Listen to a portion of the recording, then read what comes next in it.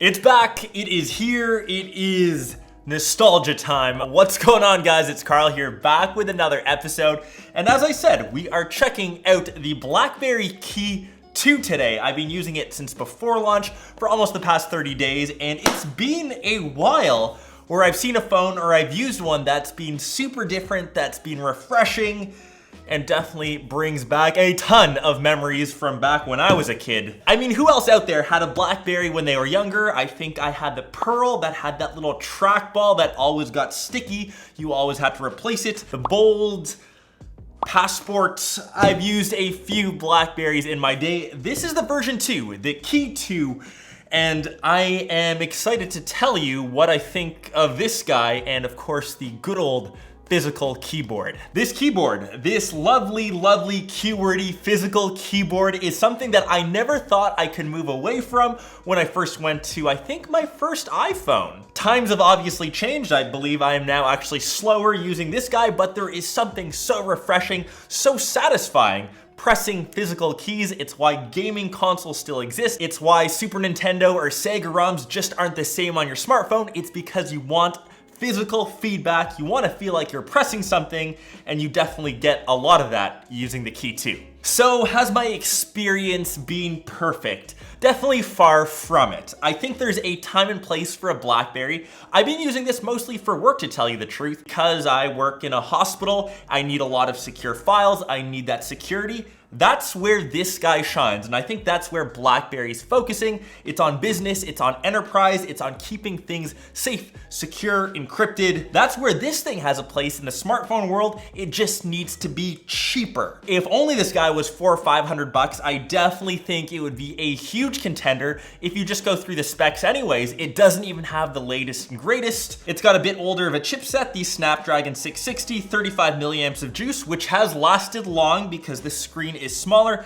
It's only a 4.5 inch 1620 by 1080, so not even quad HD. And that's the biggest thing that you'll notice switching to this guy is the screen size. It's tiny, it's small. It takes some time getting adjusting to. That's what she said.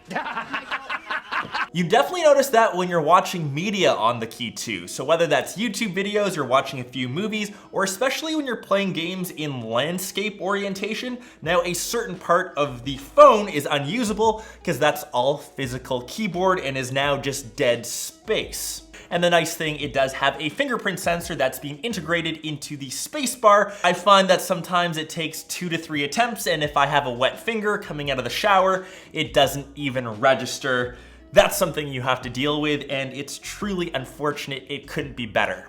Talking about more hardware, the cameras on the back, we've got a dual setup. It's a 12 megapixel sensor. Once again, as long as you have good light, you'll get away with it. They aren't the greatest cameras, especially those good old selfies.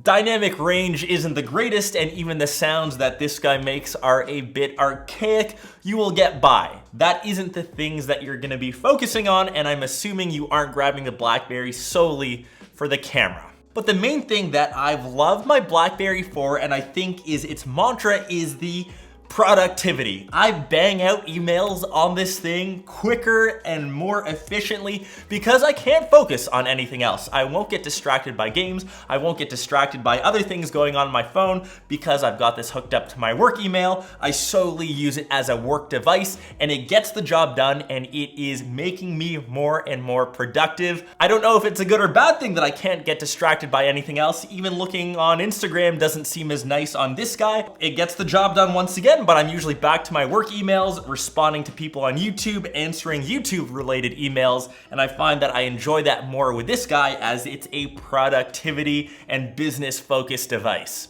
If we actually now head to the menu system and check out DTech, which is all around Blackberry's privacy, this is, I think, where this makes sense for enterprise, for business users, for myself here at work. It keeps all of my files protected, and you can actually glance at a quick rating to see how secure or how protected your files are. Keeping things private, keeping things confidential, I think this is once again where the Blackberry will shine. Other than that though, besides their retro factor, besides me getting a bit giddy whenever I take a look at Blackberries, I still think there's a place for this in this current smartphone market. Like I said, I think it should be priced lower. I think it should be focused for business users or for people that just want to be productive. They're not too concerned about having the latest and greatest specs, running 3D games, something that will push the phone to its limits. They want a physical keyboard, something that they're familiar with. This guy has a place. I'm curious to hear your thoughts though. Down below in the comments, let me know what you think of the Blackberry Key2. Nostalgia City right now, and I will keep using this as my current work phone and keep filling you guys in on my thoughts. Hope you guys enjoyed this video, and I hope to catch the rest of you in one of my next episodes or vlogs. Peace.